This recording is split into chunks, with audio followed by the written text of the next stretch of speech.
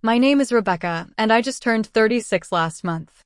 For 10 years, my family excluded me from everything, even my own sister's wedding, with the excuse that there was no room for me.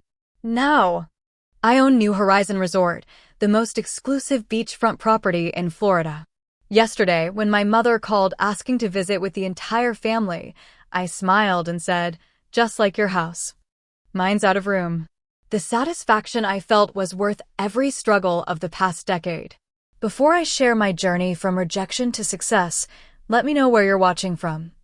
Hit that like button and subscribe to hear more stories about sweet karma. Growing up in our suburban Michigan home, I always felt like the odd one out. My older sister Catherine was the golden child, brilliant and beautiful with her perfect grades and popularity. My younger sister Margaret was the baby of the family, coddled and protected. Then there was me, Rebecca, the middle child, perpetually existing in the shadows between two spotlights. My mother Diana was particularly hard on me. Nothing I did was ever good enough. If I brought home an A-, she would ask why it wasn't an A+ like Catherine. If I won second place in a competition, she would wonder aloud why I couldn't have pushed myself harder like my sister would have. Even my appearance was subject to constant criticism. My brown hair was too plain compared to Catherine's golden locks. My fashion sense was too casual compared to Margaret's natural elegance. "Rebecca, stand up straight. Rebecca, that outfit does nothing for your figure. Rebecca, why can't you be more like your sisters?" These phrases formed the soundtrack of my childhood, playing on repeat until they became internalized beliefs. My father, Thomas, was a quiet man who retreated into his newspaper or television whenever conflict arose. He would occasionally pat my shoulder and tell me to not take your mother so seriously, but he never actually stood up for me. His silence felt like complicity, another form of rejection. Still, we were family, and I convinced myself that beneath the criticism and comparisons, there was love. That delusion shattered completely 10 years ago. During what should have been a joyous family occasion, Margaret was getting married to her college sweetheart James.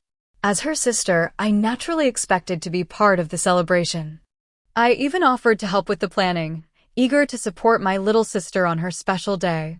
But as the weeks went by, I noticed something strange. Everyone was discussing details about the wedding, but no one included me in these conversations. When I directly asked Margaret about the date, she seemed uncomfortable and vague. "We're still finalizing things," she said, avoiding eye contact. "Mom's handling the invitations." A month before the wedding, I still hadn't received an invitation. Thinking it must be an oversight, I called my mother. "Oh, Rebecca," she sighed, as if I was being difficult as usual. "We had to make some tough decisions about the guest list. James has a very large family, and the venue has limited capacity. We just don't have room for everyone." "You don't have room for your own daughter?" I asked, my voice trembling. "Don't be so dramatic," she replied. "It's not personal. Margaret needs James' extended family there for networking. His uncle is a partner at that law firm she wants to join. You understand, right? You've always been the practical one." I hung up, too shocked to argue. Not personal? How could my own sister's wedding not include me? How could my exclusion be anything but deeply personal?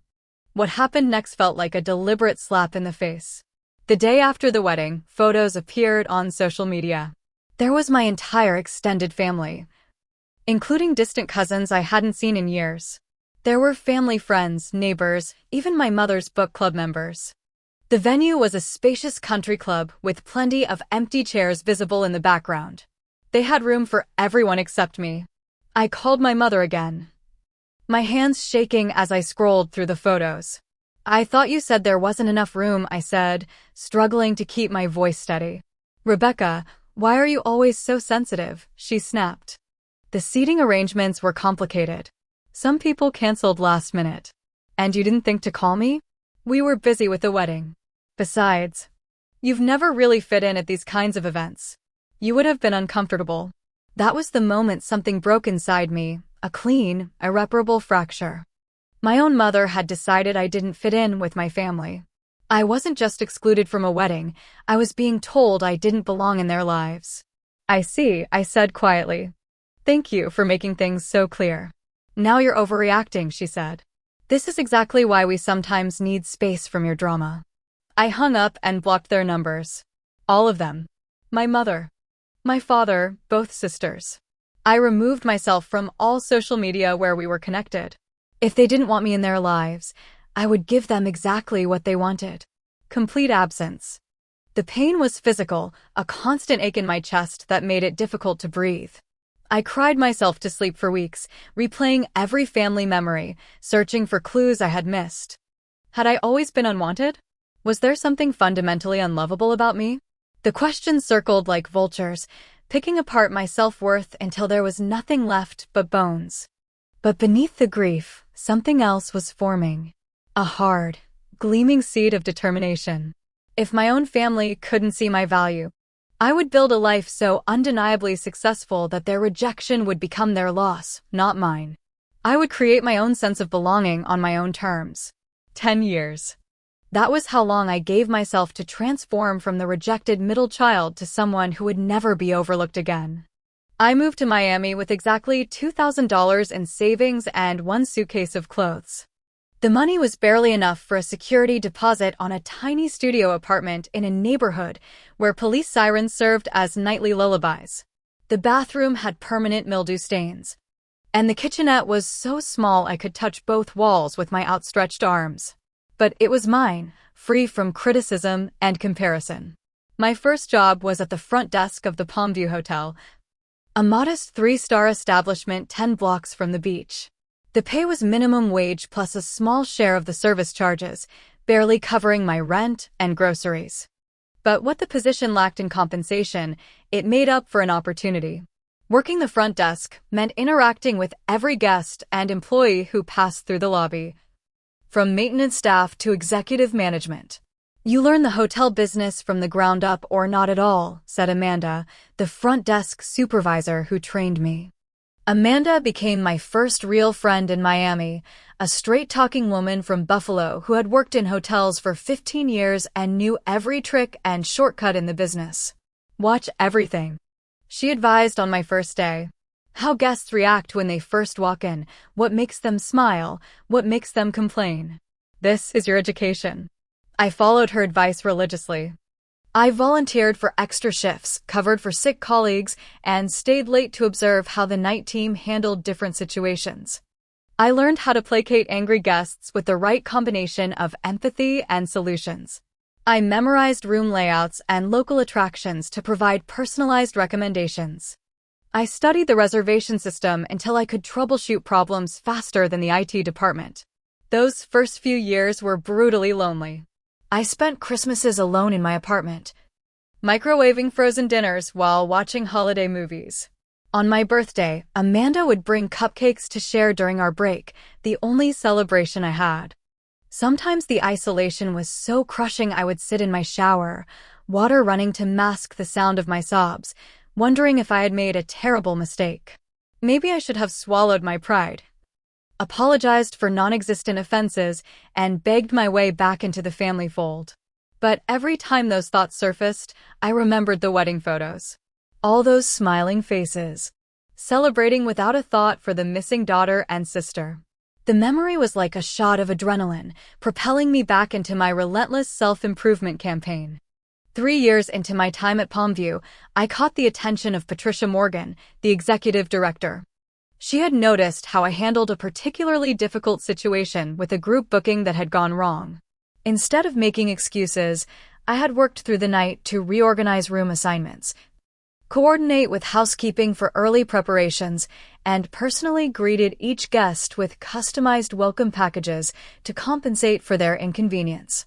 That was impressive problem solving, Patricia said, calling me into her office the next day.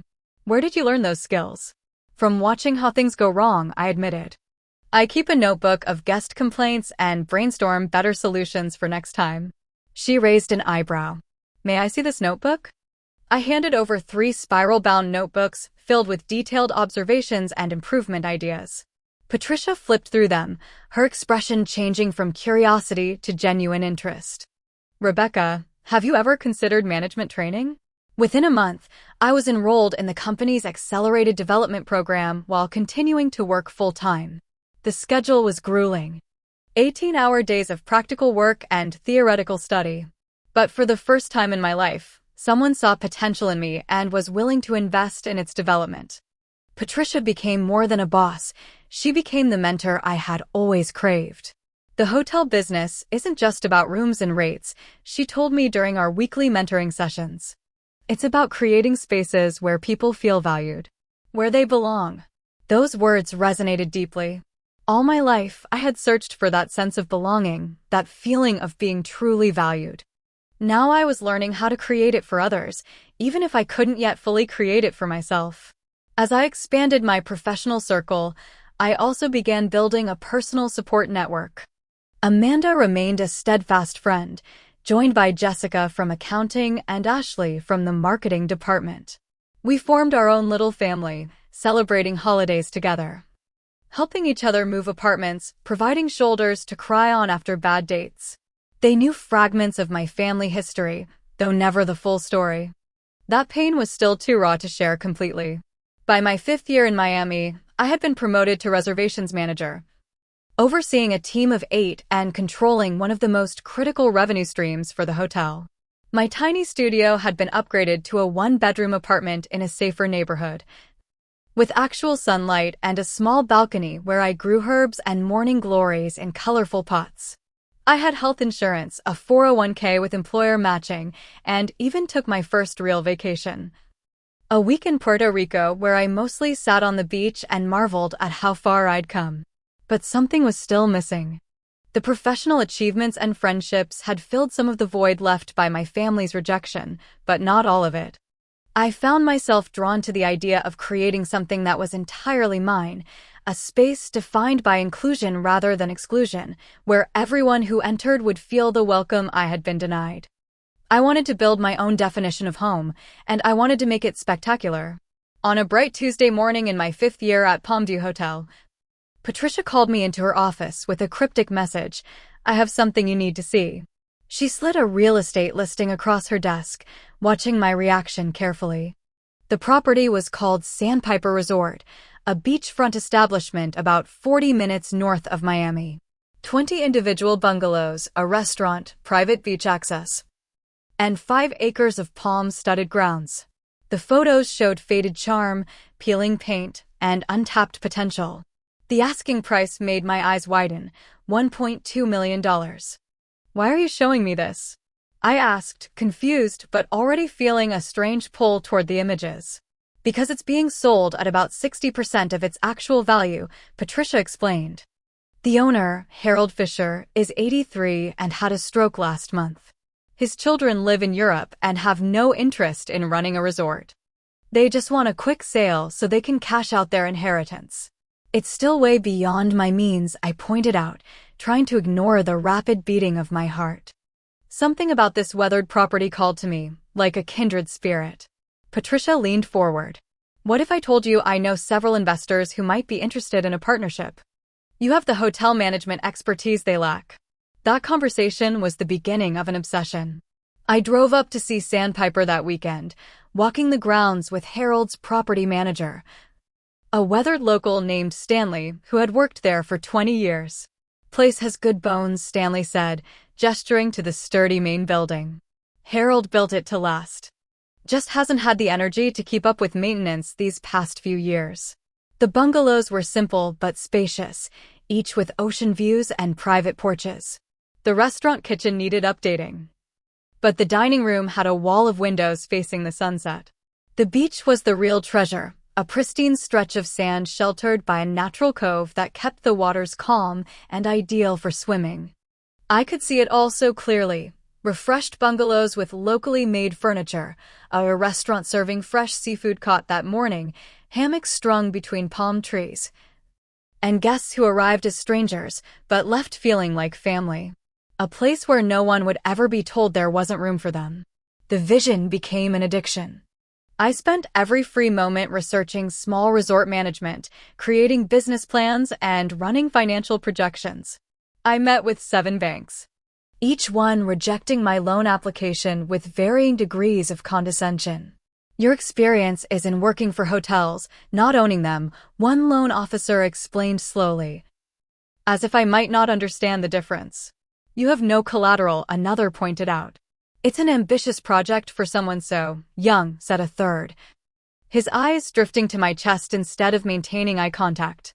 Undeterred, I followed Patricia's advice and prepared a presentation for potential investors. The first 3 meetings were disasters. One investor suggested I find a male partner with more experience to front the business. Another offered financing with terms that would have effectively given him control while I did all the work.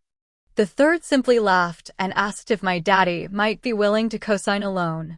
Just when my determination was beginning to crack, Patricia introduced me to Ryan Maxwell, a former hotel executive who had made a fortune in tech and was looking to diversify his investments. I don't know anything about running a beachfront resort, he admitted after seeing my presentation. But I recognize someone who does. Your operational plan is the most thorough I've seen in 20 years of investing. Ryan agreed to provide 40% of the purchase price in exchange for a 30% ownership stake, with an option for me to buy him out after 5 years. With his investment secured, I leveraged everything I owned as collateral for a bank loan, emptied my 401k despite the penalties, and contributed my entire savings of $350,000. The day I signed the purchase agreement for Sandpiper Resort was surreal. Harold Fisher attended the closing in his wheelchair, his nurse hovering nearby. My wife and I built this place from nothing, he told me, his speech slightly slurred from the stroke. Had our best years here. Take good care of it.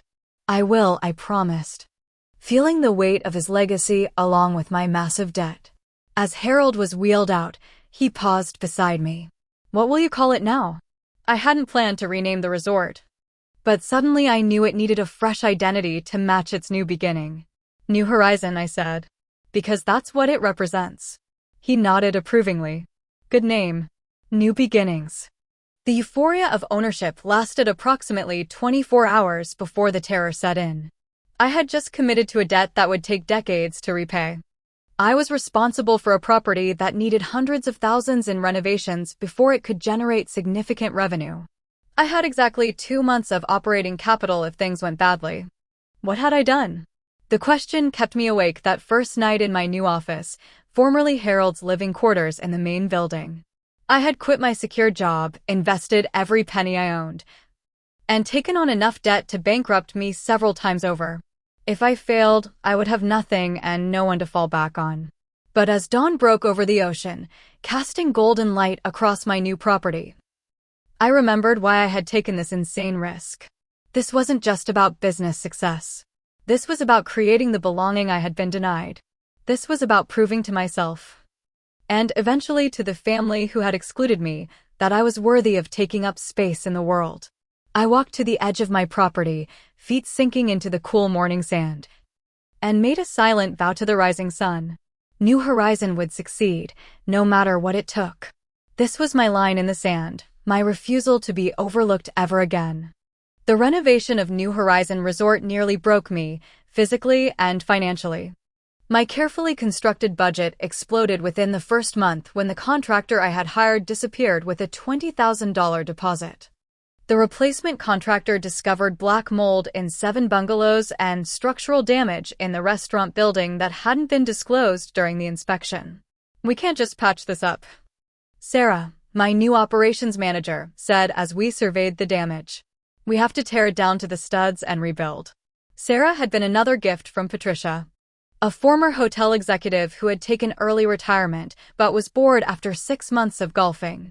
She brought decades of experience and, crucially, connections with reliable local contractors and suppliers who wouldn't vanish with our deposits.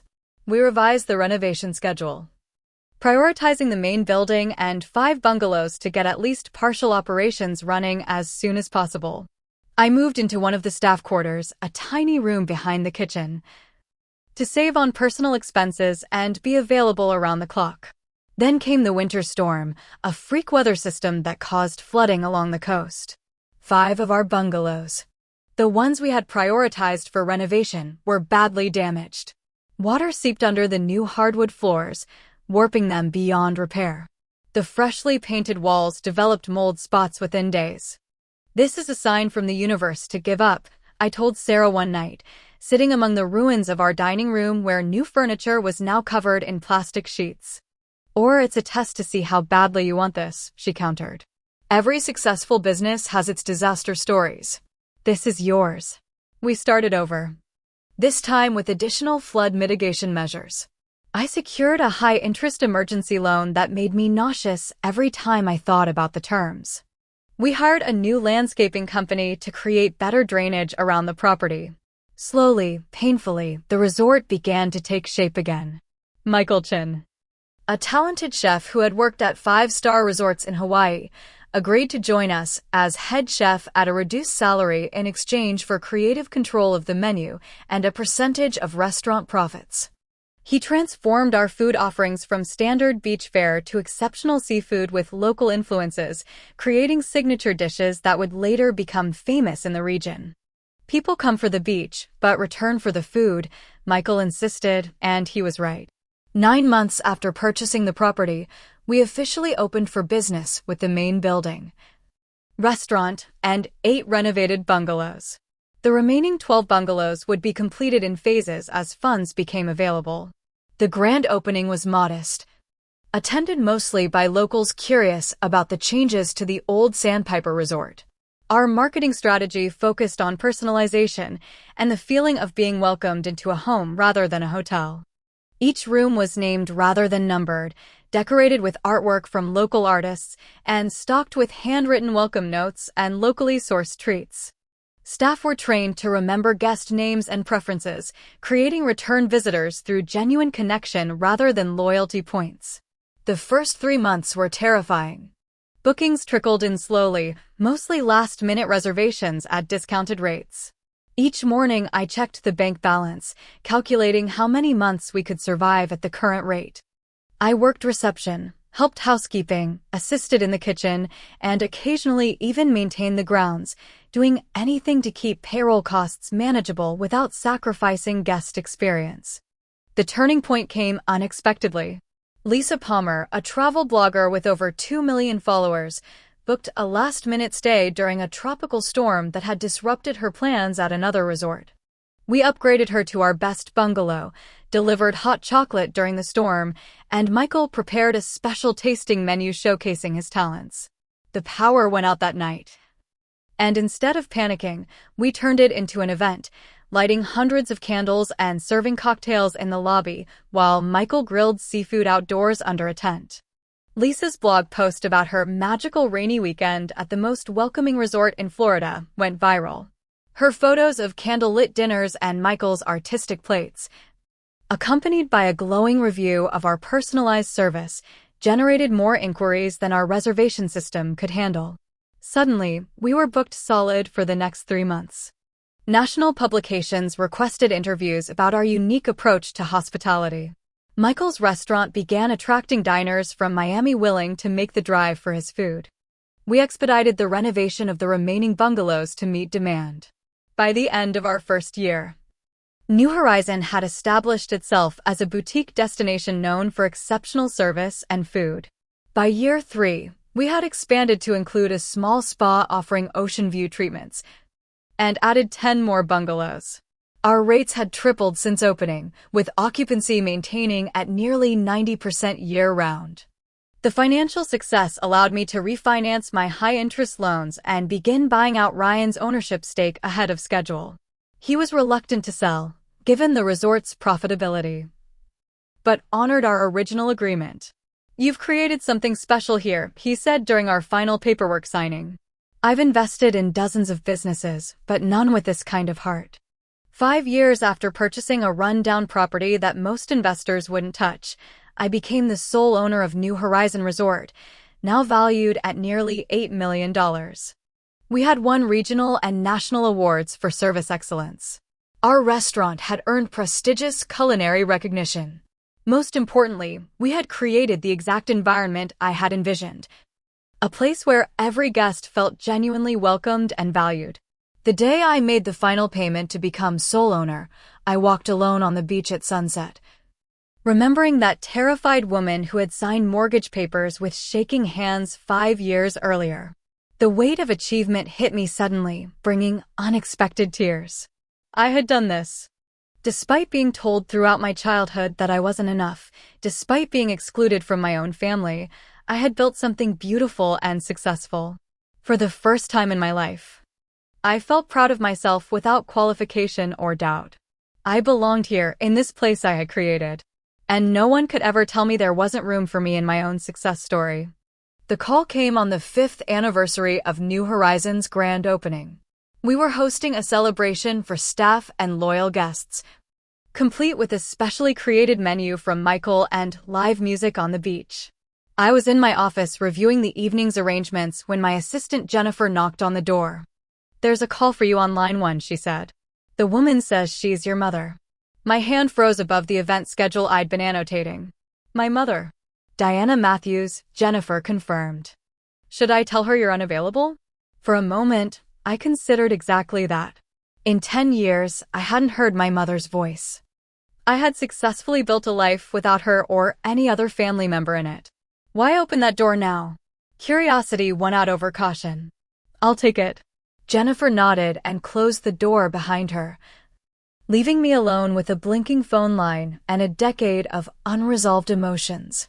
"This is Rebecca," I said, keeping my voice neutral. "Rebecca, it's your mother." Her voice sounded older, but instantly recognizable, sending an involuntary shiver down my spine. The authority in her tone, the slight impatience, as if I were keeping her waiting rather than the other way around. "Yes, Jennifer mentioned that. What can I do for you?" A pause, then, "I saw your interview in Travel and Leisure magazine. About your resort." "Of course." The feature had run last month, including a multi-page spread with photos of the property and a profile about my journey from front desk clerk to resort owner. I had given the interview against Sarah's advice, knowing it might eventually reach my family. Perhaps part of me had wanted them to see what I had accomplished without them. "You look well in the photos," my mother continued when I didn't respond. "Very professional." "Thank you," I said, still wary. "Is that why you called? To comment on my photos?" "Don't be difficult, Rebecca." The familiar reprimand slid out as easily as if our last conversation had been yesterday instead of a decade ago. "I'm trying to reach out. Your father and I, well, we were surprised to see how successful you've become." Surprised. Not proud. Not happy for me. Just surprised, as if my success was somehow unexpected or unnatural. "It's been a lot of hard work," I said carefully. "Yes, well, that's what I always told you, wasn't it? Hard work is what matters in the end." I suppose you finally took that lesson to heart. My grip tightened on the phone. She was trying to take credit for my success, to frame it as the result of her parenting rather than something I had achieved despite her constant criticism. "Was there something specific you wanted to discuss?" I asked, my professional voice slipping into place, the one I used with difficult clients. Another pause. "We've been thinking it might be time to reconnect. The family. Your sisters ask about you sometimes." "Do they?" I couldn't keep the skepticism from my voice. "Of course they do. We're family, Rebecca, regardless of any misunderstandings in the past." Misunderstandings. As if my exclusion from Margaret's wedding had been a simple miscommunication rather than a deliberate rejection. "Catherine's children are growing up without knowing their aunt," she continued. "And Margaret has a 4-year-old son now, Timothy. Family is important, especially as we all get older." The calculated manipulation was so transparent it was almost laughable. No acknowledgement of how they had hurt me, no apology, just an appeal to family obligation now that I might be useful to them. "What exactly are you proposing?" I asked. "We thought perhaps we could come visit you. See this resort of yours. Make it a family vacation. Your father is retiring next month. And we thought it would be a nice way to celebrate." I closed my eyes, imagining them here in my sanctuary. My mother critiquing every detail, my sisters comparing notes on what I had done wrong. Their children running wild while I was expected to play the gracious host. The thought made my chest tighten. I see, was all I managed to say. We could come next month, she pressed. The first week of August works for everyone. Catherine can bring the children, and Margaret and James would come with Timothy. Your father is quite interested in seeing this business you've built. The presumption that I would automatically accommodate them, that my schedule and availability were secondary to their convenience, was so familiar it almost made me laugh. Some things never changed. I'll need to check availability, I said, falling back on business language as a shield. We're often booked months in advance. Well, surely you can make room for your own family, she said, a note of irritation creeping into her voice. We're not just regular guests, Rebecca. No, they certainly weren't. Regular guests I welcomed with open arms. Regular guests appreciated what I had created here. Regular guests paid their bills and didn't arrive carrying decades of emotional baggage. I understand this is important to you, I said carefully. Let me look into it and call you back. Don't take too long, she advised. We need to make arrangements. And Rebecca. Yes? It's time to put the past behind us. We're family. You can't stay angry forever. The casual dismissal of my feelings. The implication that my hurt was simply me being difficult or holding a grudge ignited a slow-burning anger in my chest. I'll call you back soon, I said, and hung up before she could say anything else. I sat motionless for several minutes, trying to process what had just happened. After 10 years of silence, my family suddenly wanted back into my life. On their terms, without so much as an acknowledgement of why I had left in the first place. The audacity was breathtaking. Even more disturbing was my own reaction. Despite everything. Despite the success I had achieved and the new life I had built, part of me still craved their approval. A small, wounded part of me had felt a flicker of hope when Jennifer said my mother was on the phone. That realization made me furious with myself. I called Amanda, Jessica, and Sarah to meet me for drinks after the anniversary celebration. These women had become my real family, supporting me through the hardest years of building New Horizon. They deserved to know what was happening, and I desperately needed their perspective. She has some nerve, Amanda said after I recounted the conversation. 10 years without a word. And now she expects you to roll out the red carpet. People don't change, Jessica agreed. She'll be criticizing your sheets and towels within 5 minutes of arrival. Sarah, always the strategist, took a different approach. What do you want from this, Rebecca? Do you want reconciliation? Closure? Or do you want to show them what they missed out on by excluding you? Her question cut through my confusion. What did I want? Not their approval, not anymore. But perhaps there was something else. Something I had been working toward all these years without fully acknowledging it. I wanted them to see what I had become despite their rejection. I wanted them to recognize what they had thrown away. And most of all, I wanted to be the one in control this time, the one with the power to include or exclude. I think, I said slowly. I want them to experience what it feels like to be on the outside for once.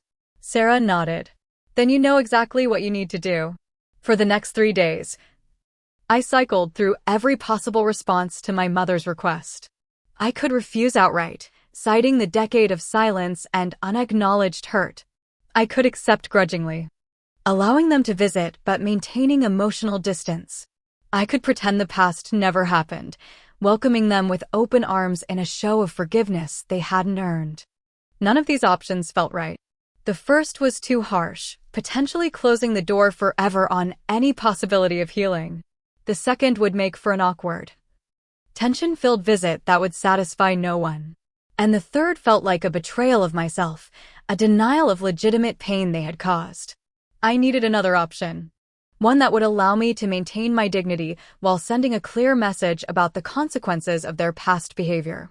Patricia, my former mentor who had now become a dear friend, invited me to lunch at her beachfront home to discuss the situation. At 72, she had the wisdom of someone who had navigated complex family dynamics for decades. You know, she said as we sat on her patio overlooking the ocean, for years you've been building this resort as a response to being excluded. Every guest you welcome, every detail that makes people feel valued, it's all been your way of healing that original wound. I never thought of it that way, I admitted. But you've been so focused on proving them wrong that they still control your narrative. True freedom comes when their opinion, their acceptance or rejection, no longer matters to your sense of self-worth. Her words struck me like a physical blow. Was I still allowing my family to define me, even in their absence? Had my entire success story been an elaborate reaction to their rejection rather than a pure expression of my own desires? So what do? I asked. Let them visit as if nothing happened? Patricia shook her head. No. You set boundaries that respect your journey. You can acknowledge them without giving them power over you again. The question isn't whether to let them visit or not. It's how to respond in a way that honors your truth. I returned to the resort with Patricia's words echoing in my mind. That evening, I sat on my private deck watching the sunset and crafted a response that felt authentic to who I had become, not who they had tried to make me. The next morning, I called my mother back. I've been thinking about your visit request, I said when she answered. Finally, she said. I was beginning to think you were avoiding us. I ignored the jab. I've checked our availability for the dates you mentioned, and unfortunately, we're fully booked for the next 6 months. 6 months? She sounded genuinely shocked. But surely you can make some adjustments. We're talking about 4 rooms at most. We have a strict policy about honoring reservations, I explained. Many of our guests book their stays a year in advance. I can't displace them. Rebecca, this is ridiculous.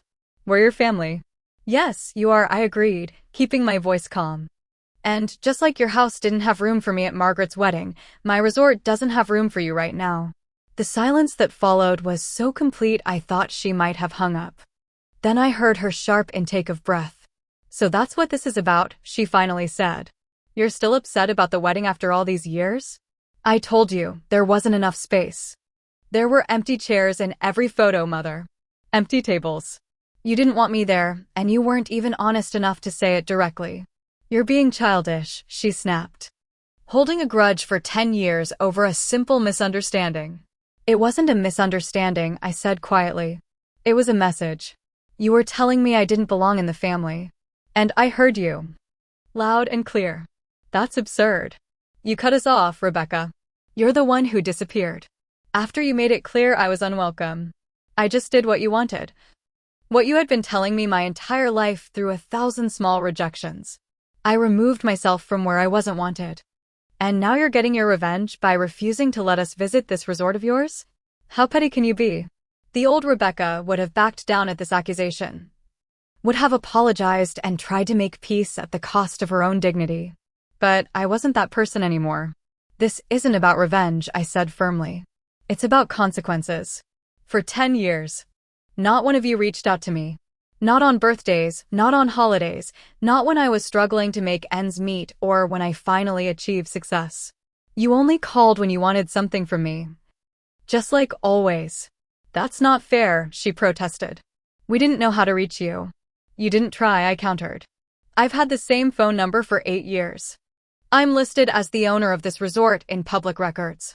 I've done interviews with national publications. If you had wanted to find me, you could have. Another silence. This one heavier than the first. What do you want from us, Rebecca? She finally asked, her voice uncharacteristically subdued. It was the first honest question she had asked, perhaps ever. What did I want from them? The answer came with surprising clarity. I want acknowledgement, I said. I want you to recognize that excluding me from family events hurt me deeply. I want you to understand that your constant criticism and comparisons damaged my self-worth in ways that took years to repair. I want an actual apology, not excuses or justifications. And if I give you that, you'll let us visit? I closed my eyes, feeling a mixture of sadness and resolution. She still didn't get it. To her, this was a transaction. A hoop to jump through to get what she wanted. This isn't a negotiation, Mother. I'm not withholding access to the resort as leverage. I'm telling you what I need for us to have any kind of relationship moving forward. I see, she said, though her tone suggested she didn't see it all. And in the meantime, we're not welcome. In the meantime, the resort is fully booked, I corrected. But I would be willing to meet you and Dad somewhere neutral, perhaps in Miami, if you're genuinely interested in reconnecting. Just me and your father? What about your sisters? One step at a time, I said. We have a decade of distance to bridge. It won't happen overnight.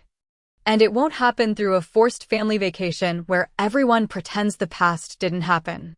The silence that followed told me she was processing my answer. Perhaps truly hearing me for the first time. I'll discuss it with your father, she finally said. And Rebecca? Yes. Your resort. From the pictures at least, it looks nice. You've done well for yourself. It wasn't an apology or even a clear acknowledgement of my pain. But it was something.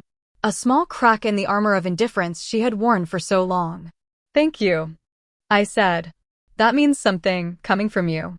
After we hung up, I felt lighter than I had in years. I hadn't realized how much unresolved anger I was carrying until I finally spoke my truth without fear or apology. Whether or not she could hear it, whether or not it led to any real change in our relationship, I had honored my experience by naming it clearly. For the first time in my life, I had stood my ground with my mother without shouting. Without tears, without the desperate need for her approval that had defined so much of my earlier years. I had simply stated my boundaries and my needs, calmly and clearly. The girl who had been excluded from her sister's wedding would never have had that strength. But the woman who had built New Horizon Resort from nothing, who had created a place of belonging for thousands of guests, who had faced down bankruptcy and natural disasters and emerged triumphant, that woman knew her own worth. And no one, not even Diana Matthews, could take that away from me again. 2 weeks after our phone conversation, I received a letter from my mother. Not an email or a text, but an actual handwritten letter on heavy stationery, her elegant penmanship covering 3 full pages. My hands trembled slightly as I opened it in the privacy of my office, unsure what to expect. Dear Rebecca, she began. I've started this letter a dozen times, struggling to find the right words. Your father suggests I simply tell the truth, so here it is. I was wrong to exclude you from Margaret's wedding. It was cruel and inexcusable, and I am deeply sorry for the pain it caused you. I had to stop reading for a moment, overwhelmed by the words I had waited 10 years to hear. Taking a deep breath, I continued. Your accusation that we didn't try to find you isn't entirely accurate. I did try. In my own inadequate way. I followed your career through industry publications. I kept a file of articles about you and your resort. I even drove by New Horizon once last year. Though I didn't have the courage to come inside. My pride prevented me from reaching out directly, a mistake I now deeply regret. She went on to explain that seeing my success had forced her to confront her own insecurities as a mother. She had always been hardest on me, she admitted, because I reminded her of herself at my age, ambitious and independent. She had projected her own fears and regrets onto me, criticizing the very qualities that would eventually lead to my success. Your sisters have their own apologies to make, she wrote. Margaret, in particular, has expressed profound regret about the wedding. But I won't speak for them. They need to have their own conversations with you, if you're willing. The letter concluded with a simple request, not for a visit to the resort, but for a lunch meeting in Miami, just the 2 of us. At a time of my choosing. I read the letter 3 times, searching for the manipulative undertones I had come to expect from my mother.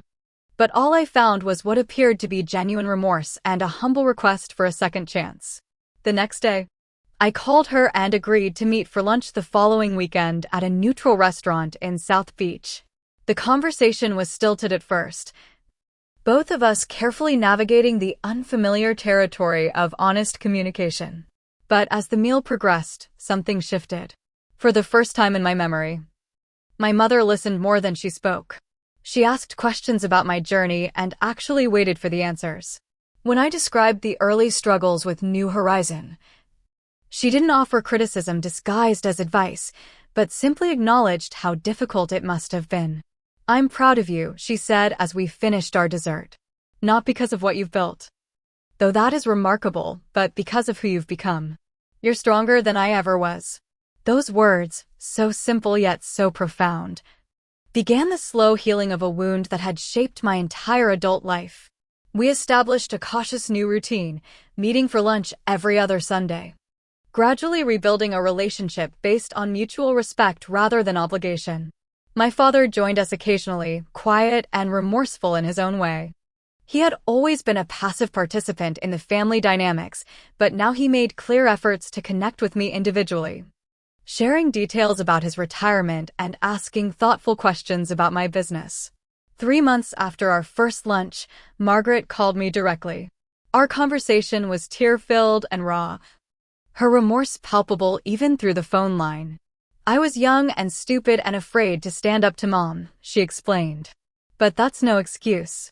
I should have insisted you be at my wedding. I've regretted it every day since." Catherine was the last to reach out, her pride making reconciliation the most difficult. But eventually, she too acknowledged her role in allowing my exclusion to continue unchallenged for so many years. These conversations were not easy.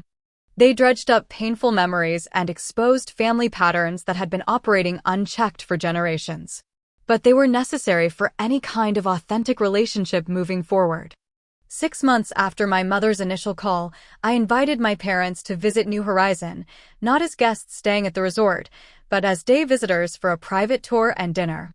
Seeing my mother walk through the property, noting the care put into every detail, watching her interact respectfully with my staff, was a surreal experience.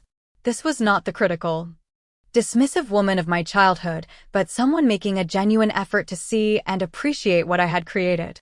"This place reflects you," she said as we walked along the beach at sunset. "Welcoming, thoughtful, attentive to detail.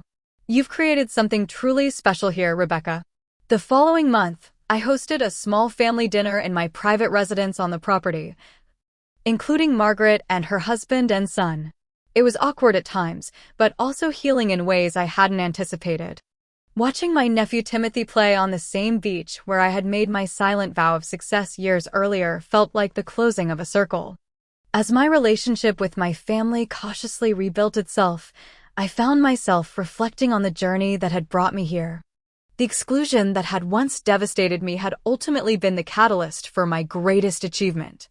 Without that painful rejection, I might never have left Michigan, never discovered my talent for hospitality, never built New Horizon. That realization led to a new initiative at the resort. I established a program offering free week-long stays to families experiencing financial hardship, particularly single parents struggling to provide vacations for their children. These families were treated with the same care and attention as our highest-paying guests, given the same beautiful accommodations and experiences. Everyone deserves to feel welcome somewhere, I explained to Sarah when launching the program. Everyone deserves to belong. The most profound lesson of my journey wasn't about revenge or even success. It was about the power of creating your own sense of belonging when others deny it to you. It was about transforming rejection into determination, pain into purpose. My family's exclusion had nearly broken me, but in rebuilding myself, I had created a space where others would never have to feel the sting of being unwanted. 1 year after reconnecting with my family, I broke ground on a new expansion at New Horizon, adding 15 additional bungalows, each designed with enhanced accessibility features to welcome guests with mobility challenges. At the groundbreaking ceremony, my mother stood beside me, genuinely supportive without trying to take credit for my success. Looking out at the gathered crowd of staff, loyal guests, and yes, family members, I felt a sense of completion that had nothing to do with business achievements and everything to do with personal healing. Unlike the home I grew up in, I said in my short speech at New Horizon, we always make sure there's room for those who truly value and respect each other. The journey from excluded daughter to successful business owner had been longer and more painful than I could have imagined. But standing there, surrounded by the beautiful resort I had built and the relationships I had repaired, I knew every step had been necessary. Have you ever been excluded from something important by people who should have valued you? How did you respond? Did you let it define you negatively or use it as motivation like I did? I'd love to hear your stories in the comments below. If this resonated with you, please like this video and subscribe to hear more stories about turning pain into purpose. And remember, sometimes the greatest gift someone can give you is showing you who they really are, even when that truth hurts. Thank you for listening to my story. And may you always create your own sense of belonging wherever you are.